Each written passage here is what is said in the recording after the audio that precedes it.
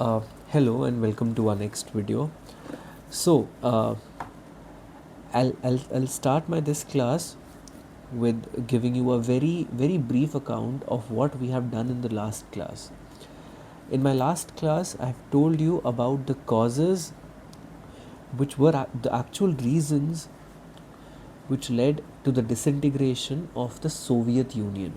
So we had started the chapter end of bipolarity. We were learning about that how the world which witnessed two superpowers, USA and USSR, how it operated, what kind of ideologies, what was something which was called as Cold War, how both the superpowers were fighting amongst each other, against each other, how they were using their allied states as the arenas to fight this Cold War, to establish their hegemony, to establish their dominance, to prove that their ideology is the right and the correct ideology. It is the supreme ideology.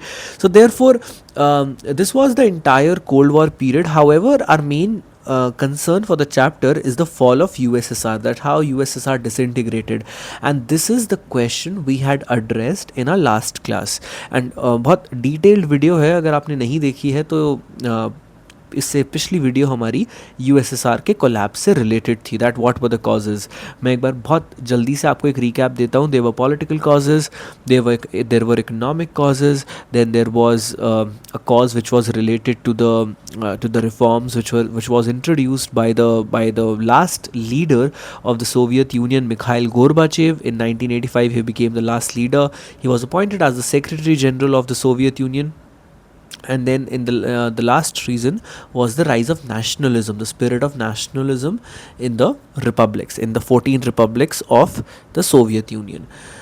In this class we are going to undertake a very short question, however it holds a great importance from a point of view where you will be attempting your board exams for the upcoming year. This question goes by that what were the consequences of the collapse or the disintegration of the Soviet Union or the USSR.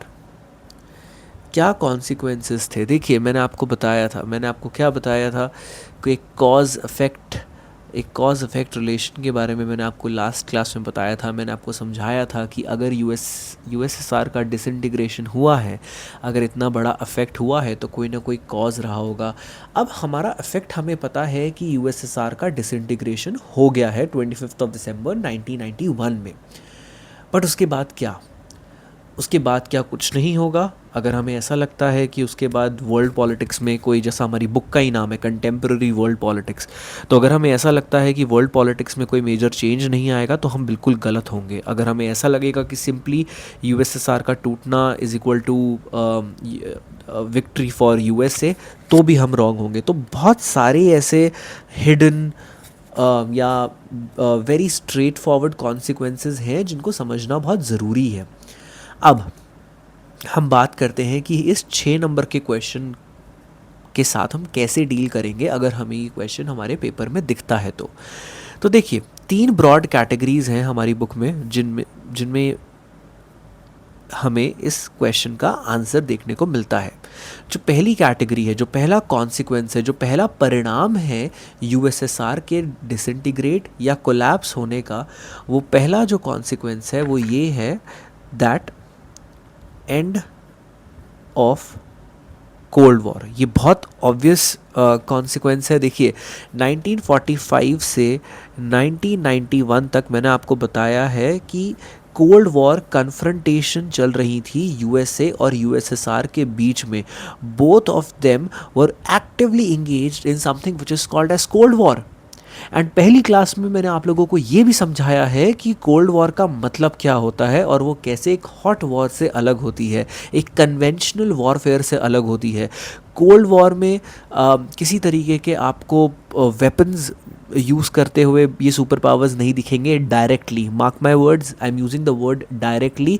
Indirectly यहाँ पे खूब सारा hot war भी हुआ है, but अभी हम cold war पे और डायरेक्ट कॉन्फ्रंटेशन की बात कर रहे हैं. तो यूएसए और यूएसएसआर के बीच में कोई डायरेक्ट कॉन्फ्रंटेशन ऐसा नहीं हुआ था. बहुत सिचुएशन ऐसी बनी थी कई बार, जैसे कि आपने क्यूबा मिसाइल क्राइसिस 1962 के बारे में सुना होगा, बट ऐसे कोई डायरेक्ट कॉन्फ्रंटेशन नहीं हुआ था. तो 1945 से 1991 तक कोल्ड वॉर चल रही थी. कोल्ड वॉर क्या थी? It was a war of ideologies और बिलीव्स और आइडियाज़.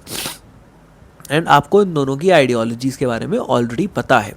तो 1991 में 25 दिसंबर 1991 में जब फाइनली सोवियत यूनियन का कोलैप्स होता है, तो उसका एक कॉन्सिक्वेंस निकलता है end of cold war confrontations.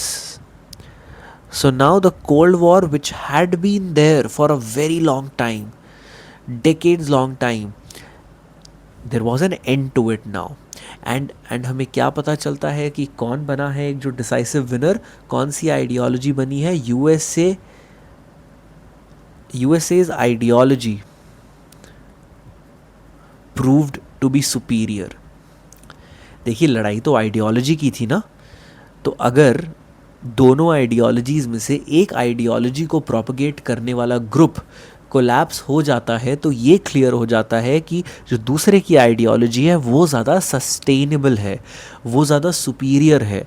तो कोल्ड वॉर ख़त्म होता है और इससे ये पता लग जाता है कि जो यूएसए की आइडियोलॉजी है वो ज़्यादा सुपीरियर है, वो ज़्यादा सस्टेनेबल है. हमारा दूसरा कॉन्सिक्वेंस, ये हमारा पहला कॉन्सिक्वेंस था. हमारा दूसरा कॉन्सिक्वेंस.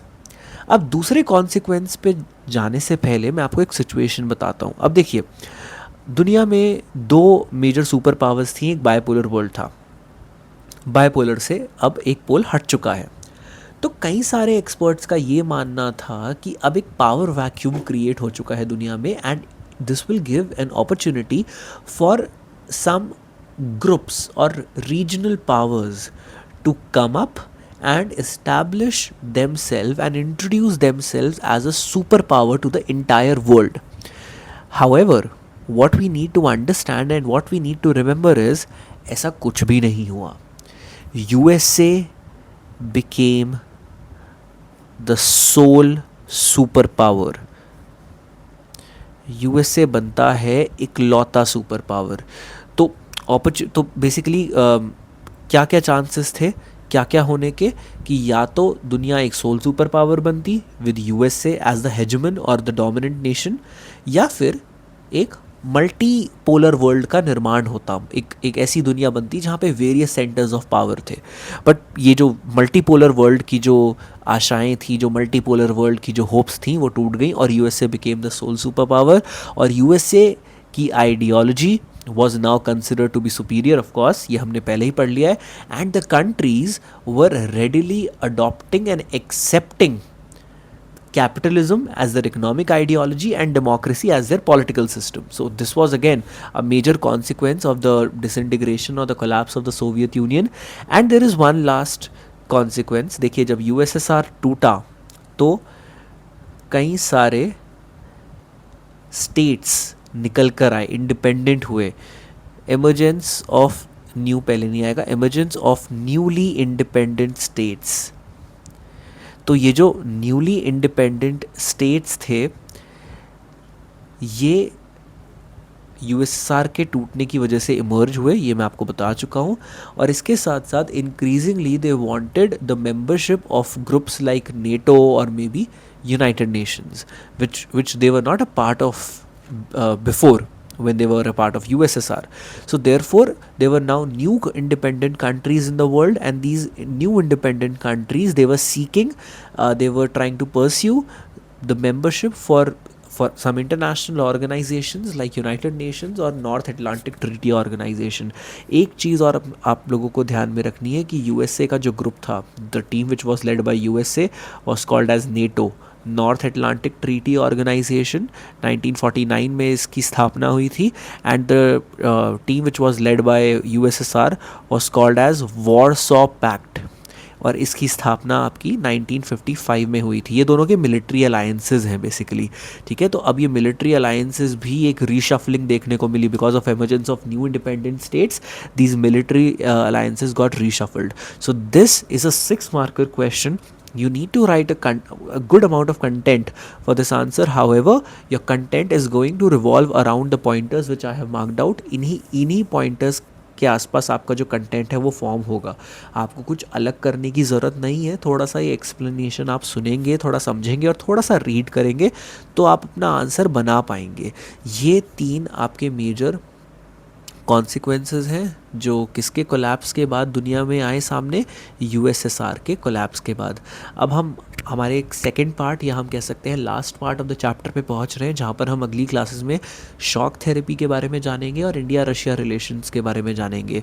ट्राई करेंगे कि एक क्लास में कवर कर पाएँ, बट शॉक थेरेपी जैसे टॉपिक्स थोड़े से लेंदी हैं तो शायद से 2 क्लासेस में हम अपनी ये पहले चैप्टर की सीरीज़ ख़त्म कर लेंगे। तो आज के लिए हमारा सिर्फ टॉपिक कॉन्सिक्वेंस था। For the rest of the topics and for the rest of the chapters, stay tuned. Thank you.